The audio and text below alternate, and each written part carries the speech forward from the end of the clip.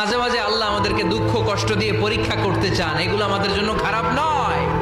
এই দুঃখ কষ্ট বিপদ আমাদের কোমরকে সোজা করে, আমাদের পায়ের মাটিকে শক্ত করে। চিল্লায় বলেন ঠিক কিনা? প্রতিকূল পরিবেশে কিভাবে বাঁচতে হয় এই দুঃখ কষ্ট আমাদেরকে শিখায়। এজন্য মুমিন বান্দার বৈশিষ্ট্য হচ্ছে দুঃখ কষ্ট বেদনা জ্বালা এগুলোতে সে আপসেট হয় না, সে হাল ছেড়ে দেয় না, সে ভরসা রাখে একজনের উপর। চিল্লায় বলতে হবে তিনি কে? কারণ মুমিন জানে রাত্রি যত গভীর হয় অন্ধকার তমানিসা ভেদ করে সুবহে সাদিক হয়। মুমিন জানে গর্ভবতী নারীর পেটের ব্যথা যেই দিন বাড়তে থাকে ওই দিনই নতুন মেহমান আগমনের সময় ঘনাতে থাকে।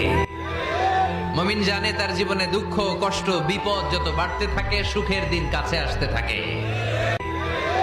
মুমিন জানে তার জীবনে দুঃখ কষ্ট বিপদ যত বাড়তে থাকে সুখের দিন কাছে